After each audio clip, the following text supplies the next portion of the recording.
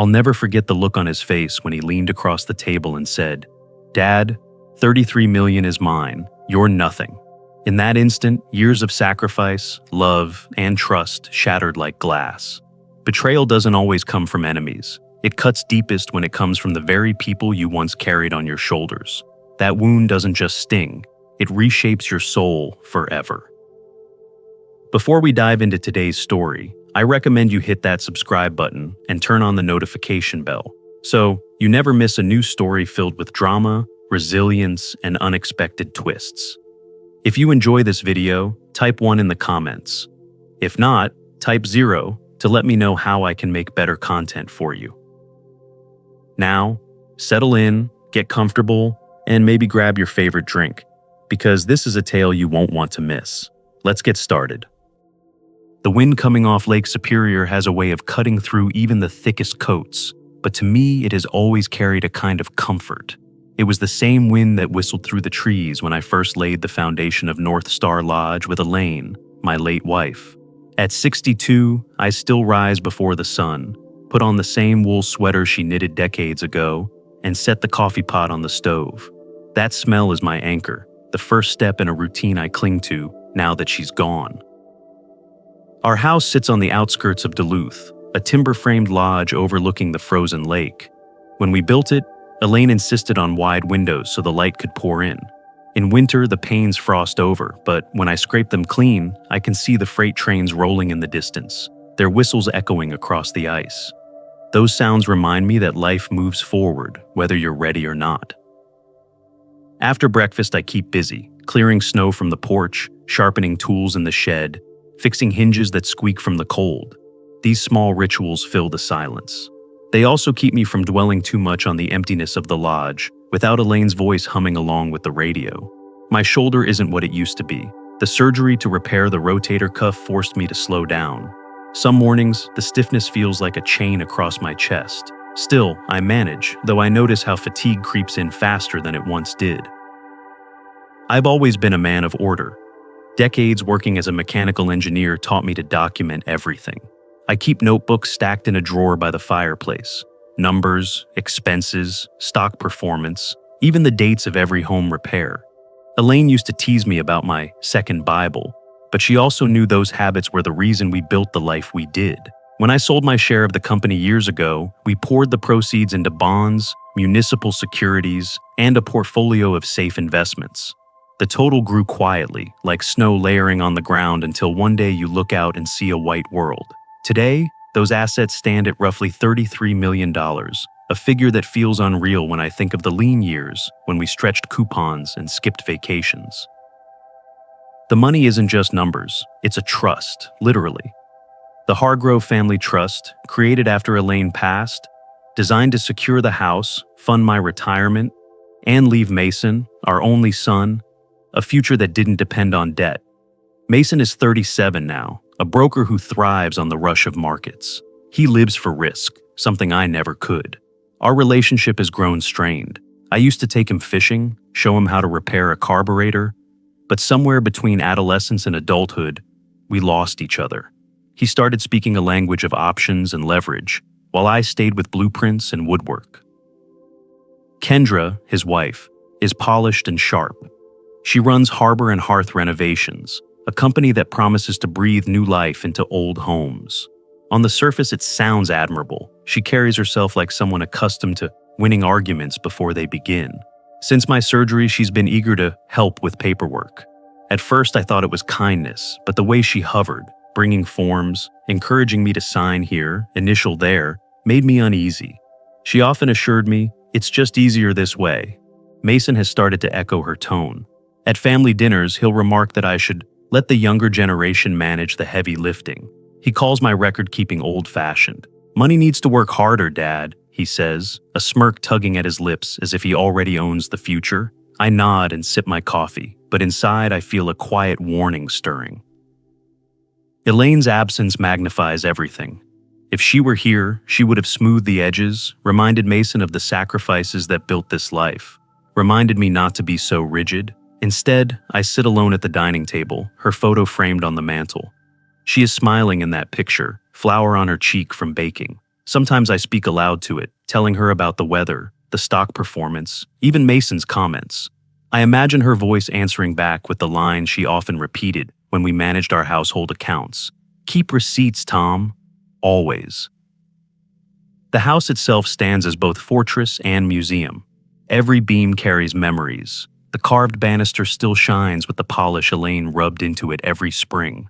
The fireplace crackles against the silence, throwing shadows that make the room feel occupied for a moment. But the stillness always returns. It is in those moments of stillness that I notice how fragile the balance has become, between independence and vulnerability, between trust and suspicion. Christmas is approaching. I've hung the lights on the eaves, though it took longer this year with my shoulder. The neighbors will expect me to host, as Elaine and I always did, filling the lodge with laughter, pies, and music. But my heart isn't in it. Something unsettled lingers beneath the holiday glow, something in the way Mason and Kendra look at me when finances are mentioned. I tell myself I'm imagining it, that they mean well, but the thought won't leave me.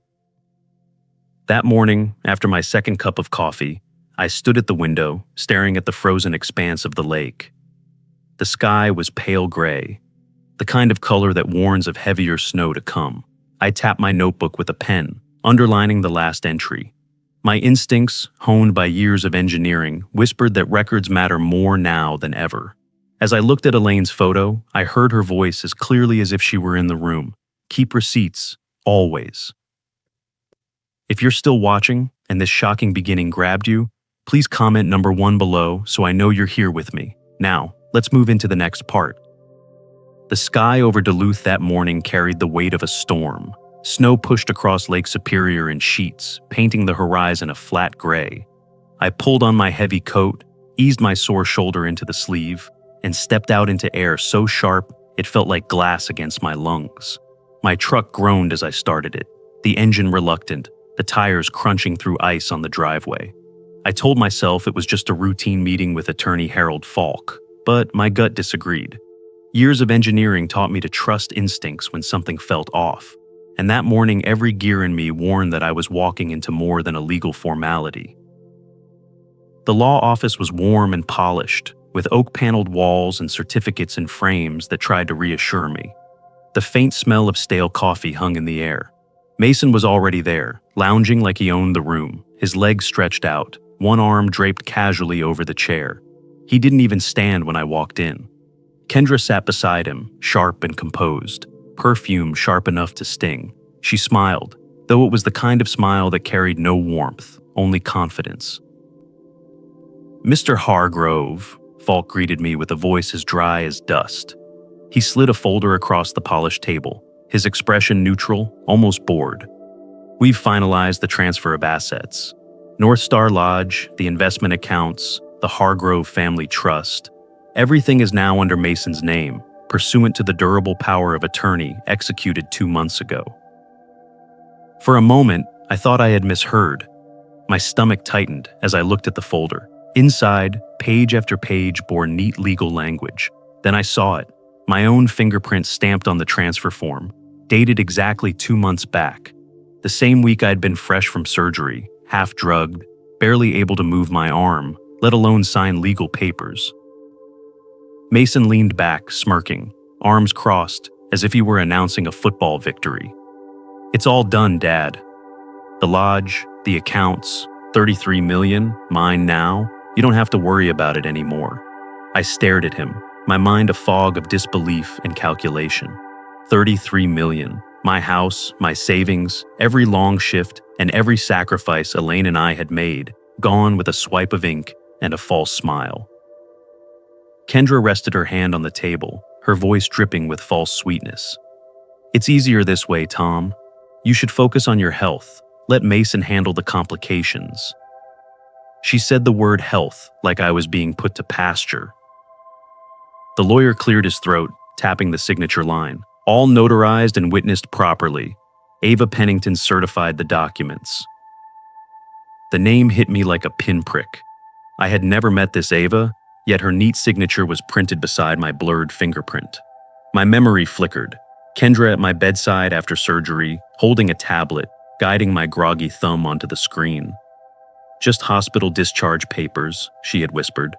I had been too dizzy to question it. Now the truth burned bright. The trap had been set while I was vulnerable. I wanted to slam my fist on the table, shout, demand answers. Instead, something colder took hold. Betrayal has a way of freezing a man until he feels made of stone. My voice came out calm, almost detached. I see. I gathered the folder, slipped it into my coat pocket. Mason chuckled softly, mistaking my composure for surrender. He thought he had reduced me to a relic, a figure to be set aside while he played lord of the estate. He thought the game was over before it began. He didn't realize a quiet father is not a broken father. It's a father keeping score. I rose slowly, adjusting my coat, and looked directly at Falk, then at Mason. "Merry Christmas," I said quietly. My tone carried no cheer, only finality. Kendra's eyes narrowed, sensing the steel under the words, but Mason just smirked wider. He believed I would leave meekly, that I would accept being erased. As I stepped into the hallway, I felt my spine straighten in a way it hadn't since Elaine passed. The storm outside rattled the windows of the office, snow battering the glass like an omen. I pushed through the doors into the cold air, the folder heavy against my side. Snow stung my face, but I welcomed it. Each flake reminded me I was still alive, still capable of fighting. Betrayal had walked me into that office, but resolve carried me out. I whispered the words Elaine had repeated all our married life, words that now felt like armor. Keep receipts. The battle hadn't even begun, but it would, and when it did, there would be no hiding behind polished tables or notarized lies. If you're following along and feeling the tension rise, drop a number 2 in the comments to let me know you're still with me. Now, let's see what happens next. The drive back from Falk's office felt longer than usual, though it was barely 30 minutes from town. Snow whipped across the highway in thick sheets, the wipers struggling to keep pace. My knuckles whitened on the steering wheel, the ache in my shoulder forgotten under the heavier ache in my chest. Betrayal has a strange rhythm. It doesn't strike all at once. It seeps in, filling every thought, every breath, until you wonder how long the anger has been waiting to surface. I kept hearing Mason's voice echoing, smug and casual. 33 million, mine now. By the time I turned into the drive, North Star Lodge stood shrouded in snow, its lights glowing faintly against the storm. For decades, that glow had meant home, warmth, safety. Now, stepping through the front door, I felt like a trespasser. Legally, this house no longer belonged to me. That knowledge settled on my shoulders heavier than the wet coat I hung by the door. The scent of pine logs burning in the hearth mingled with lemon cleaner from my morning chores, reminders of Elaine's touch in every corner. Yet everything felt diminished, as if Mason's grin had stolen not just the deed but the meaning. I wandered through the rooms, each step echoing louder than it should. My eyes landed on the carved banister Elaine polished every spring, on the photograph above the mantel where her smile still lit the room. The fire crackled in the grate, sparks spitting upward, but the warmth couldn't chase the chill crawling inside me. In the guest room, I noticed the closet door slightly ajar. Mason and Kendra had stayed here many times, their luggage stacked carelessly, their voices spilling down the hallway late into the night. On the top shelf sat a worn cardboard box, half open, edges fraying with age. I pulled it down, dust rising in the dim light. Inside were photographs, ticket stubs, and scraps of paper Elaine had saved. Among them, a sealed envelope with Mason's name written in her looping hand. My breath caught. The date in the corner was 2 months before she died. I sat on the edge of the bed and tore it open carefully, as though touching sacred ground. Her words were shaky but clear. "Mason, your father has given his life to build this. Please honor him. Respect what he has sacrificed. Remember that money will never replace love.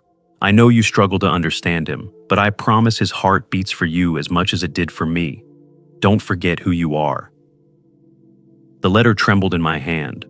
Mason had kept this hidden all these years. He had read his mother's plea, then looked me in the eye and gutted me anyway. The betrayal burned deeper, laced with sorrow for the son Elaine had begged me to protect, the son who had chosen greed instead. I laid the letter on the table beside the legal folder still tucked under my arm. Slowly, I pulled out my notebooks, the same ones Elaine once called my second Bible. Each page carried decades of entries, every bill, every investment, every home repair. I began comparing the lines to the folder. My pen circled discrepancies, repairs I never approved, maintenance I never saw. Opening my laptop, I logged into the bank account. The numbers stared back at me, lower than they should have been. I scrolled through transactions, each one labeled with neat terms. Renovation, improvement, upgrade. The amounts varied, but the destination repeated. K&H Development Partners. My stomach sank. Kendra and Mason Hargrove. They hadn't even tried to hide it behind strangers' names. A blatant shell company, siphoning money from the trust. Tens of thousands gone in each transfer. Roof work I never witnessed, plumbing upgrades that never happened, landscaping I had never ordered. The lodge stood the same as it always had, solid, untouched. They had been bleeding me dry while smiling across my dinner table. A memory crashed back with brutal clarity. The hospital room after surgery, lights too bright, my head spinning from anesthesia. Kendra at my side, guiding my thumb onto a screen. Just hospital discharge papers, she had murmured. I remembered the fog, the trust I placed in her voice. That was the moment they had stolen everything. I closed the laptop slowly, my reflection ghosted in the screen. For a brief second, guilt washed over me. Had my years of distance driven Mason to this? When Elaine was sick, my world narrowed to hospitals and machines. Mason had been left adrift, angry, searching for something to anchor him. But guilt cannot excuse theft. Love, neglected, is not permission to betray. I rose and walked back to the living room. The snow outside pounded the windows, each gust of wind rattling the glass like fists demanding entry. I looked at Elaine's photograph above the mantel, her eyes steady, her smile eternal. "You were right," I whispered. "I kept receipts. Now I'll use them." On the desk, I laid out the folder from Falk, Elaine's letter, my notebooks, and the bank printouts. Side by side, they formed the skeleton of the truth, but skeletons needed flesh. This was only the beginning.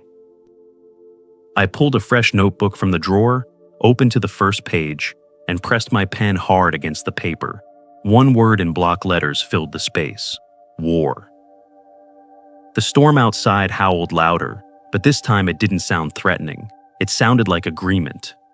If this twist is hitting you hard, comment number 3 below so I know you're staying with me through the storm. Now, let's keep going. The storm never let up that night. Wind clawed at the lodge, and snow hammered the windows until the panes rattled like drums. I sat at Elaine's old desk, the fire behind me dwindling to embers, my shoulder throbbing in the silence.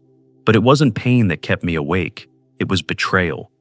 The folder from Falk's office, Elaine's hidden letter, the printouts from the bank, they were spread across the desk like evidence in a trial. Every page screamed at me to act. I filled a yellow legal pad with bullet points, dates, amounts, names of companies. My handwriting grew darker with each line, my pen digging grooves into the paper. It should have been enough, I told myself. I had receipts, documents, even Elaine's own words urging Mason to honor what we built. But the law doesn't bend to outrage. I knew that. Evidence mattered, procedure mattered, and I would need both before anyone listened. By morning, I decided to start with the bank.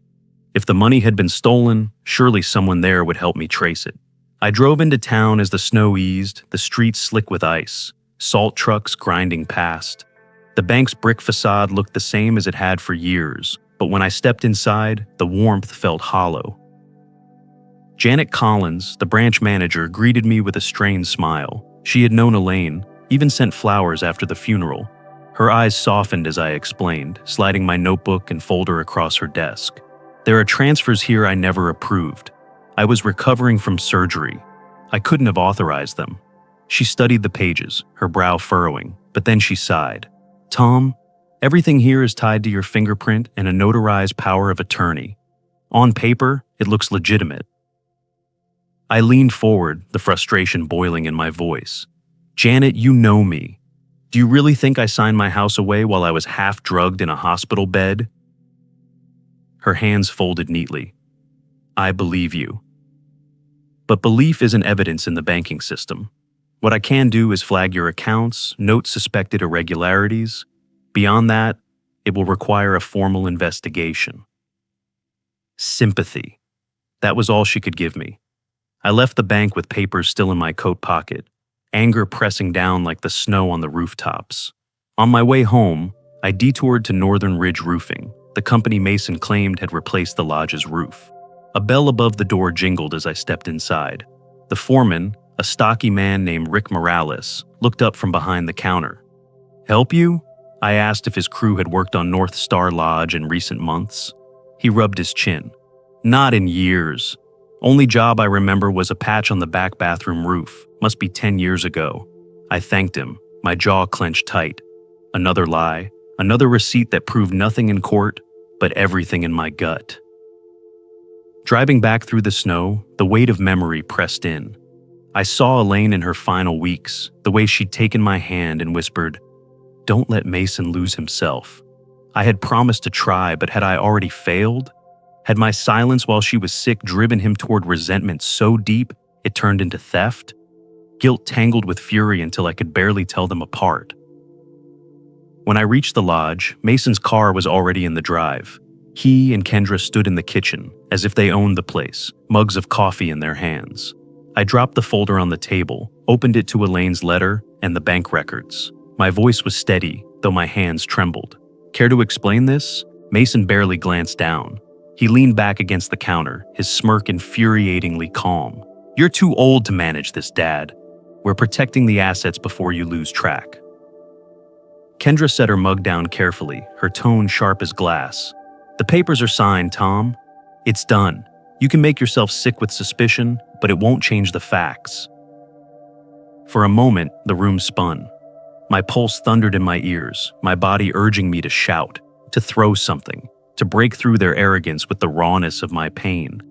But I didn't. I swallowed the rage, forced it down into the cold pit forming inside me. Outbursts wouldn't win this. They wanted me angry, reckless, beaten. "Get out," I said quietly. My voice surprised even me, calm, absolute. "Get out of my house." Mason's grin flickered, but only for a second. They gathered their coats and left without another word, the slam of the door echoing in the hollow silence. I sat at Elaine's desk again, sharpening a pencil until the shavings curled onto the wood. Then I opened a fresh page and began drafting a timeline. Every transaction, every so-called renovation, every lie. The pencil moved like a weapon in my hand. The fire had burned low, the storm outside easing into quiet. But the isolation felt heavier than ever. Mason had money, lawyers, a wife who thrived on deception. All I had was a notebook, a folder, and the ghost of a promise I'd made to Elaine.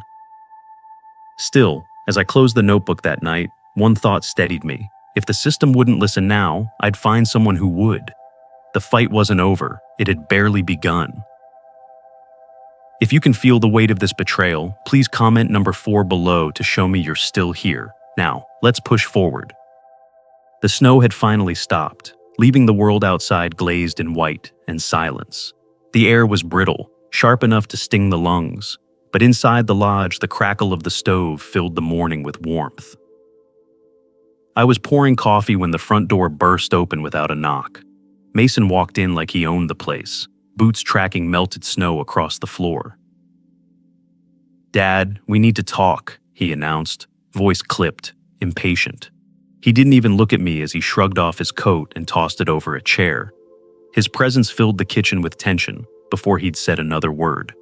I set down my mug. "You could have called first." He smirked. "No time for pleasantries. We've got accounts to consolidate. Kendra and I are thinking about expanding investments, crypto, luxury properties, maybe even some renovations here. A guest pool out back would raise the lodge's value by 10% at least." His tone was matter-of-fact, arrogant, as though I were a bystander in my own home. The words burned like acid. I turned, opened the drawer by the counter, and pulled out the folder I had been building for days. Bank statements, notarized forms, Elaine's letter, contractor denials, all stacked and ready.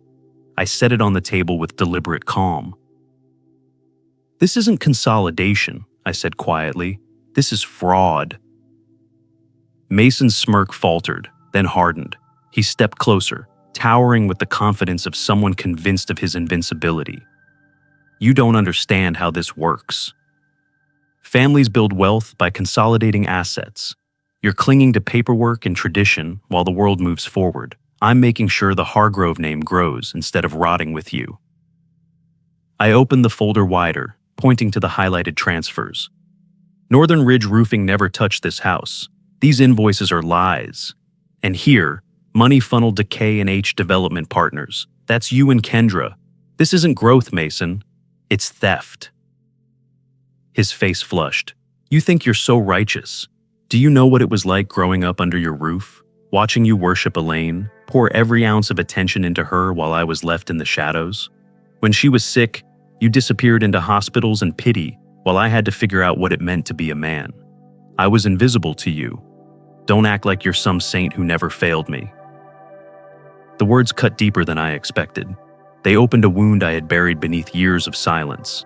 He was right in one sense. I had been consumed by Elaine's illness, and in trying to save her, I had let Mason slip further from my grasp. The guilt was real, but it didn't excuse what he had done. "I failed you, yes," I admitted, my voice low but steady. "I was broken, overwhelmed, and I should have been a better father, but that doesn't give you the right to forge my name, to strip me of my home, to erase me while I still breathe."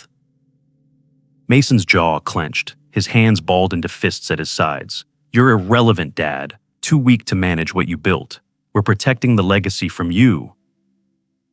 "No," I said, sharper now. "You're destroying the legacy. You turned grief into greed, and you let Kendra poison your judgment." His eyes narrowed, fury sparking. "Push this further, and you'll regret it. You'll be cut off, sued, isolated. Nobody will side with you." I leaned forward, my voice cold as the lake ice outside. "You destroyed this family the moment you stole from it."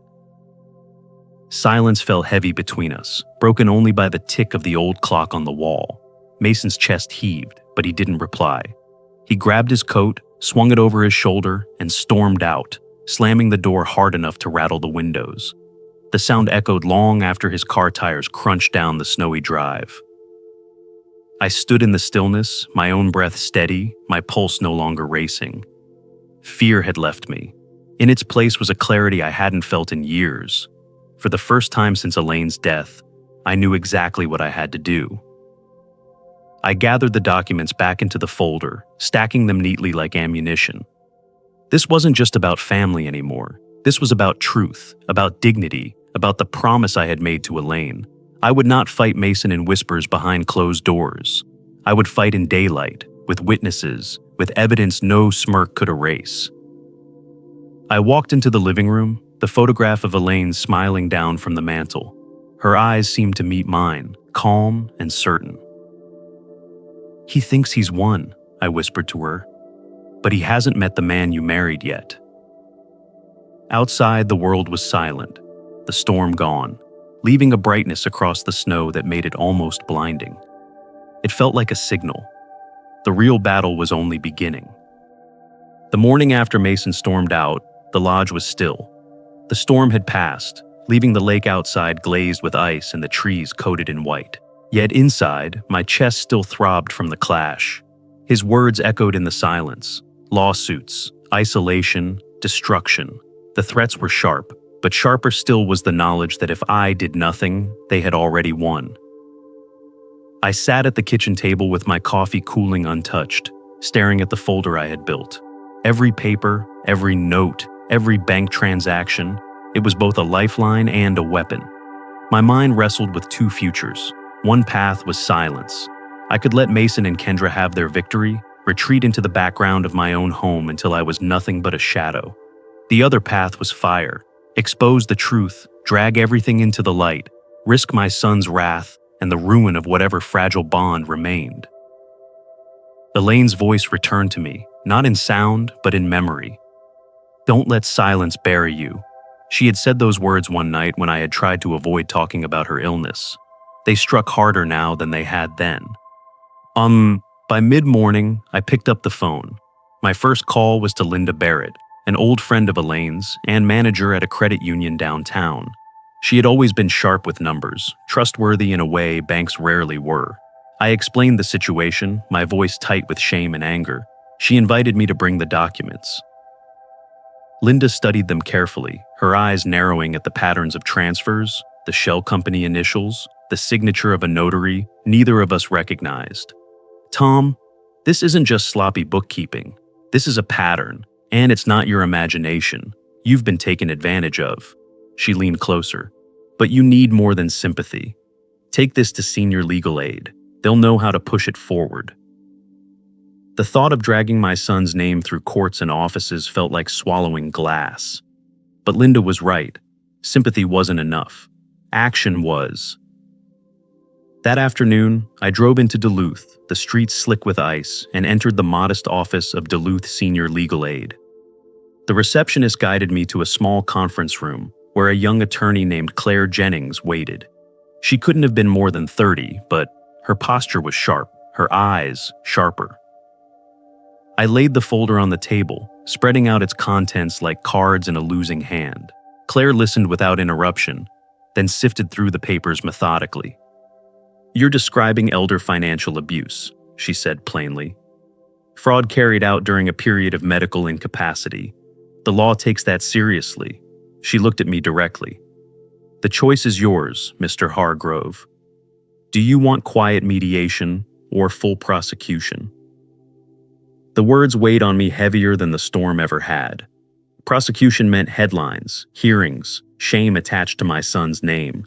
It meant standing in court and admitting to the world that my child had betrayed me. Was I prepared to be remembered as the father who destroyed his son's future? But another thought pierced through. Silence would mean Mason's triumph was complete. He would own everything Elaine and I had built. Worse, he would walk free, convinced greed could replace love without consequence. Claire tapped one page, showing me a highlighted section of state law. "You signed these while under sedation, under manipulation. The statute recognizes that as invalid. If we pursue this, you stand a strong chance."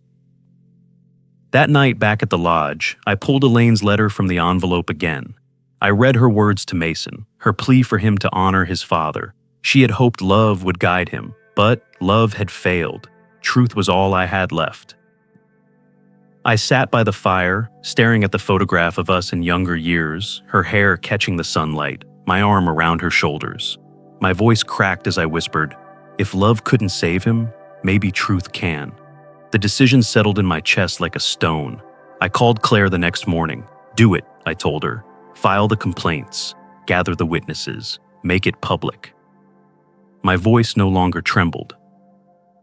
That evening, I fed the hearth with scraps of old ledgers Mason had once ignored, watching the pages curl and blacken. It felt like burning the excuses I had carried too long, leaving only resolve. Finally, I picked up the phone and dialed Mason's number. He answered on the second ring, his voice sharp. "What now?" I spoke calmly, the fire snapping behind me. "You should know, son. I've made my choice. This won't stay quiet." There was silence on the line, broken only by his short, bitter laugh. But I didn't flinch. I ended the call myself, set the phone down, and stared into the flames. For the first time in years, I felt like the man Elaine had married, steady, unyielding, ready for war. If you're still here and the climax has you hooked, drop a number 5 in the comments so I know you're with me. Now, let's take the next step. The phone call to Mason had been brief, but its echo lingered in the walls of the lodge. I told him it would not stay quiet, and I meant it.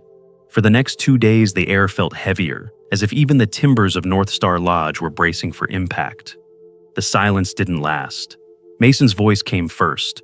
Angry messages left on my answering machine, half threats, half pleas, all meant to intimidate. Kendra's words followed, slicker, dripping with disdain. "You're embarrassing yourself, Tom. People will think you're losing your mind." The town began to stir with whispers. At the general store, I caught 2 neighbors falling silent as I walked past. At the diner, glances lingered longer than usual. They had seen Mason storming in and out of the lodge, shouting in the driveway, slamming car doors. They noticed the tension, and though no one said it outright, I knew they were already weaving the story in their heads. Family money, betrayal, the old man against his son. One morning, Linda Barrett called me. Her voice was cautious. "Tom, I thought you should know, Mason's employer contacted me. Word's out that financial irregularities tied to his name are being looked at. They've placed him on leave until the investigation clears." I closed my eyes, a mixture of satisfaction and sorrow running through me. It was a consequence of his own making, but I still felt the sting of hearing my son's downfall spoken aloud. Kendra, meanwhile, was busy trying to rewrite the narrative. She stopped by the Hendersons' porch, by Mrs. Callahan's market stall, by anyone who would listen. She painted me as a confused old man, lost in paranoia, inventing fraud where there was none. "He's grieving Elaine still," she would say with a pitying shake of her head. You know how memory slips at that age. Some people nodded, unwilling to doubt the polished daughter-in-law. But others, I noticed, frowned. They had seen her sharp edges, the way she snapped at clerks, the way she never let Mason speak without her shadowing him. At night, when the lodge was quiet, the weight pressed hardest. I sat at Elaine's desk, the folder spread before me, wondering if this fight would strip me of more than money. Was I risking the last of my reputation, the respect of a community that had known me for decades? What if Kendra's story stuck, that I was just another aging man confused by paperwork? Doubt gnawed at me. Then Mason showed up in person. He didn't knock, just barged in with the wind. His face was red, his eyes bloodshot. "You've humiliated me," he shouted. "Do you know what it's like to get pulled from work, to have people whisper behind your back because of you?" I stood, steadying myself on the table. "Because of me? No, Mason. Your actions ruined your name, not me." He jabbed a finger toward the folder. "Those papers don't mean anything. This is still my family's legacy, and you're too blind to see that I'm the only one capable of carrying it forward." His voice cracked, but his fury drowned it out. He turned and stormed out again, the slam of the door shaking snow from the roof. The next day brought something unexpected. Rick Morales, the foreman from Northern Ridge Roofing, came by the lodge. He held his cap in his hands, his expression grim but determined. "Mr. Hargrove, I heard talk in town. I want you to know, I'll testify. Those invoices they filed, they're fakes. We haven't touched this place in years. I'll put it in writing if I need to." I shook his hand, gratitude nearly buckling my knees. One man's honesty could tip the balance. With Rick's testimony and the bank's flagged reports, the walls around Mason and Kendra began to crack. I imagined Kendra whispering strategies late into the night, urging Mason to fight dirtier, to claw back control. But I saw hesitation creeping into my son's eyes, the cracks in his confidence. That night, the lodge was quiet again. I sat by the fire, Elaine's photograph watching over me. The flames licked higher as I thought about the cost. Legally, I was gaining ground, but personally, I was losing the son Elaine had begged me to save. Even if justice prevailed, the bond would be ashes. I walked outside into the frozen night. The lake shimmered under moonlight, solid, silent, unyielding. My breath rose in clouds as I whispered to myself, "Justice has a price, and I'm ready to pay it." The words hung in the cold air. For the first time in weeks, they didn't scare me. The lodge had grown quieter, though not with peace. It was the silence before a storm's return, that strange calm where every breath felt weighted with what was still to come. Claire Jennings called me that morning. Her voice was brisk but encouraging. "Tom, the bank has flagged multiple suspicious transfers tied to Kendra's LLC, and with Mr. Morales' statement about the roofing invoices, the case is gaining traction." Relief fluttered inside me, but it was tangled with unease. Progress on paper didn't erase the ache of knowing my son was at the center of it all. "What happens now?" I asked. "For now," Claire said, "let us handle it quietly. The courts will need time. You don't want to jeopardize the case by going too public too soon." I thanked her and hung up, but the words gnawed at me. Quiet. I had been quiet too long. Quiet had cost me Elaine's trust at times, had cost me Mason's understanding, had nearly cost me every dollar I had left. No, this couldn't remain a private war. Others in this town, neighbors, friends, deserved to know how easily family ties could be weaponized. That evening, I called the Lake County Town Council office and asked to be placed on the agenda for the next open meeting. The clerk hesitated, then agreed. When I hung up, my palms were damp. I had never spoken in front of a crowd about anything personal. But this wasn't about pride anymore. It was about dignity. For 2 nights, I sat at Elaine's desk, drafting and redrafting my speech. My handwriting wavered, scratched out, began again. I practiced in front of her photograph, her eyes steady, her smile frozen in time. "This is about us," I whispered to her, "about the life we built and the truth he's trying to erase." When the evening arrived, the council chamber was already packed. Folding chairs lined the back, every seat filled, the hum of small-town chatter buzzing through the air. I recognized faces, neighbors who had borrowed tools, farmers who had shared hay during harsh winters, old friends who had sent casseroles after Elaine's funeral. I felt their eyes on me as I clutched the folder under my arm. When the moderator called my name, I stood slowly and walked to the podium. My heart pounded, but my voice came out steady. "Good evening. My name is Tom Hargrove. Many of you know me. You've seen me at the hardware store, on the lodge porch, in these streets for decades. But what you don't know is what's been happening inside my home." The room hushed. 2 months ago, while I was under sedation for surgery, my son and his wife manipulated me into signing away control of my home and my finances. They created a shell company. They funneled money from my accounts. They told me it was for repairs and investments that never happened. They used my weakness as their crowbar. Gasps rippled through the room. I held up a page of statements, then lowered it. This isn't about sympathy. This is about awareness. If it can happen to me, it can happen to any of you. A murmur spread, and then voices began rising. Mrs. Callahan from the market stood up. "I never saw a single roofer at that lodge, Tom. Not once. She told us they were doing work all summer." Another neighbor chimed in. "I saw Kendra leaving with stacks of envelopes more than once. I thought it was strange." Their words steadied me. I wasn't standing alone anymore. And then the air shifted. Heels clicked on the hardwood as Kendra strode into the chamber, her black coat sharp against the pale wood. She stepped up beside me, her voice silky and sure. "Please. Tom is grieving, confused. He's mixing up details. I've only ever helped him manage what was too much for him. I would never steal from him."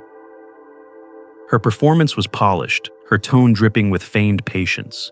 Some in the crowd frowned, unsettled by her confidence, but I saw doubt in others' eyes too. I held up Elaine's letter, then Rick Morales' written statement. Is this confusion? Is this imagination? Or is this truth you can read with your own eyes? My voice cut through her veneer. For the first time, Kendra's jaw tightened, her gaze flickering. From the back, I noticed Mason. He hadn't spoken, but his posture was stiff, his face pale. He looked less like the victor he imagined himself to be and more like a man caught between 2 collapsing walls. His silence told me more than words ever could. When the moderator closed the floor, I walked back to my seat, my legs trembling, but my chest lighter than it had been in months. The community knew now. The law knew. Mason and Kendra could no longer hide behind silence and paperwork. Later, sitting in my truck in the dark parking lot, I leaned back and stared through the windshield at the falling snow. For the first time in this fight, I felt the weight ease. The storm wasn't over, but at least now, it wasn't mine alone to carry. If this turning point gave you chills, write number 6 in the comments to show me you're still watching closely. Now, let's move ahead.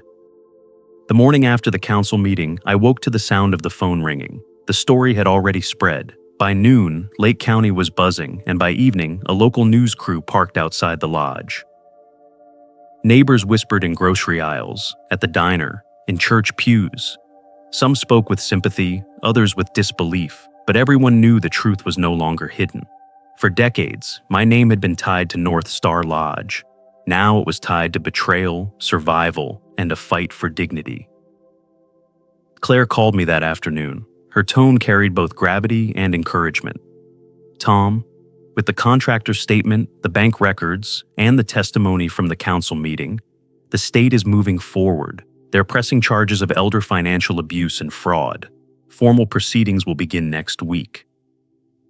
The words landed heavy. Relief washed over me, but so did sorrow. I had wanted justice, yes, but I had never dreamed it would come to this. My son was facing criminal charges. The law was now the stage where our family's fracture would be performed. At the follow-up council session, I expected more of the same: procedural updates, murmurs from townsfolk. Instead, Mason stunned the room. He walked to the microphone, his shoulders hunched, his face pale. For once, there was no smirk. His voice cracked as he spoke. "I forged the documents," he admitted. "I let Kendra convince me it was protecting the family money, but it wasn't. It was theft. I took advantage of my father while he was recovering. I let my resentment drive me, and I was wrong." Gasps rippled across the chamber. Heads turned, whispers spread, and Kendra's face drained of color. She stood abruptly, her heels clattering on the floor. "He's confused," she snapped. "This isn't his fault. It's mine, because I tried to protect us from his stubborn old man who couldn't manage anymore." But the room was no longer with her. The evidence had spoken louder than her polished words. Neighbors frowned. Council members exchanged glances. Even those who had once given her the benefit of the doubt shifted uncomfortably in their seats. Her performance fell flat against the weight of truth. Mason lowered his head. His voice was quieter, almost childlike. "I let her guide me. I wanted to believe it was for the family, but it was greed, and I betrayed him." Kendra turned, fury flashing, but there was no defense left. She gathered her things, muttering under her breath, and stormed out of the chamber. For the first time since this began, Mason stood alone, no one to lean on, no shadow to hide behind. When the session adjourned, I stepped outside into the cool evening air. Mason followed. His face was hollow, his eyes glassy. "Dad," he whispered, "I'm sorry. Not for the money, I can pay that back. I'm sorry for resenting you all these years, for hating you when you were just trying to save Elaine. I let that bitterness twist me." I looked at him, my chest tight. I saw the boy he had once been, the man he could have been, and the stranger he had become. His apology dug deep, but it did not mend. The wound was too raw. I nodded once, my voice low. "I hear you, but some things can't be undone." The silence stretched. He waited for an embrace that never came. Finally, he turned and walked away, shoulders slumped. Justice, in its cold efficiency, had done its work. The community saw him not as heir to a legacy, but as the man who betrayed it. Kendra's polished mask had cracked beyond repair. And me, I was no longer just the old man in the lodge.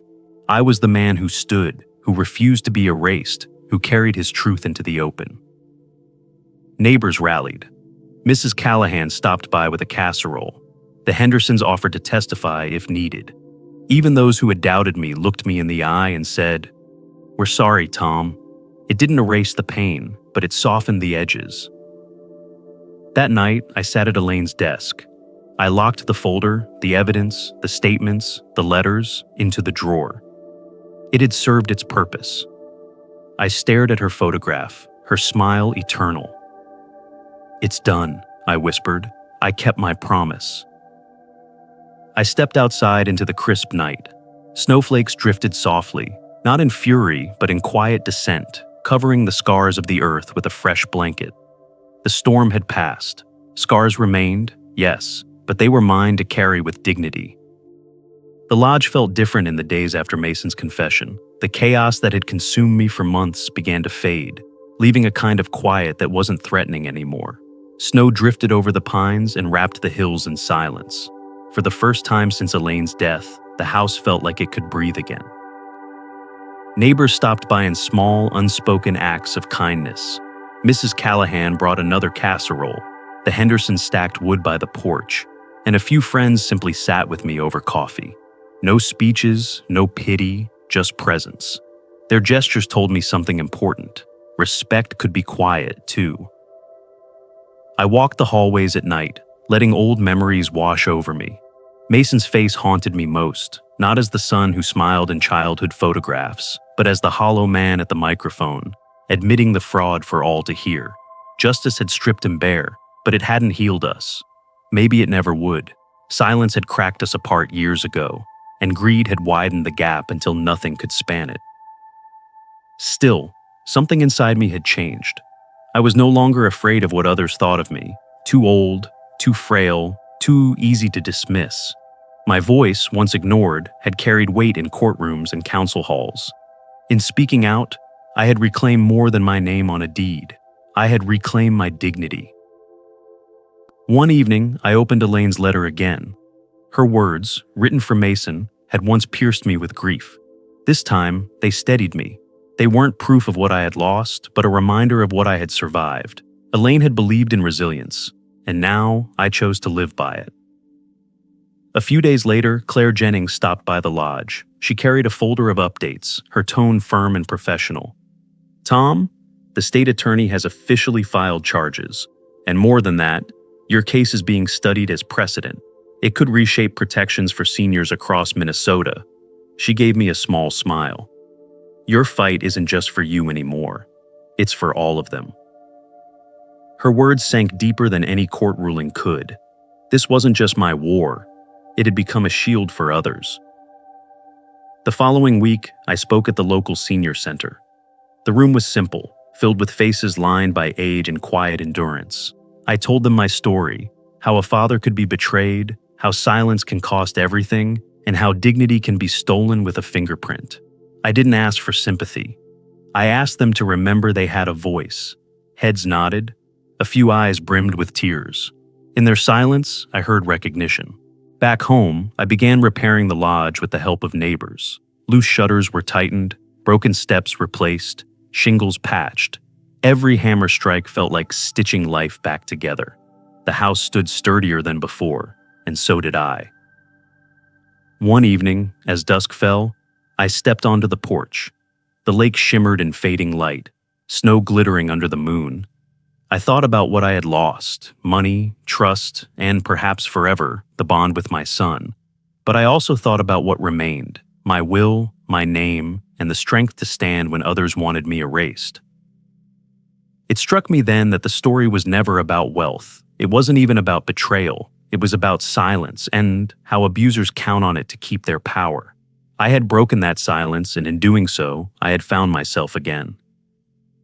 We may lose property, we may lose fortunes, we may even lose family, but if we hold on to our voice, we never lose ourselves. I whispered into the winter air, "I'm still here." The snow, falling soft and steady, felt like the world answering back. There comes a point in every life when silence becomes heavier than words. To endure injustice quietly may feel safer, but in truth it allows the wound to deepen, the betrayal to grow unchecked. The journey of standing up, of breaking that silence, is not one of revenge. It is one of reclamation, reclaiming dignity, identity, and the simple right to be seen for who we are, not dismissed as shadows of what we once were. Betrayal often strikes closest to home, wrapped in familiar voices and trusted hands. That is why it cuts so deeply. Yet within that pain lies a choice: to be defined by the wrong done to us, or to rise, scarred but unbroken, carrying our truth into the light. Justice does not erase the wounds, but it ensures they are not born in vain. It reminds us that silence may protect others, but it destroys ourselves. Speaking, even through trembling lips, becomes an act of survival. The lesson is timeless. Wealth may be stolen, houses signed away, reputations tarnished, but the voice, the will to say this is wrong, is a power that cannot be taken unless it is surrendered. When we use it, we discover that strength is not measured by what we keep, but by what we refuse to lose: our integrity, our self-respect, and our courage to endure. And so the story leaves us with this truth: storms will come, and they will leave scars. But within every storm lies a chance to stand firm, to remind the world that while we may be tested, we will not be erased. For as long as we hold on to our voice, we hold on to ourselves. These turning points remind us that setting boundaries and valuing ourselves is not just an act of courage, it's the foundation of living with dignity. Now, I'd love to hear from you. What's one lesson from this story that you feel connected to, and how will you apply it in your own life? Let's grow together by sharing our thoughts. If this story resonated with you, drop a 1 in the comments. If not, feel free to leave a 0. Your feedback helps us improve. And don't forget to like, share, and subscribe for more stories that touch the heart and spark reflection. Thank you for watching. And here's to living life with strength, honesty, and authenticity.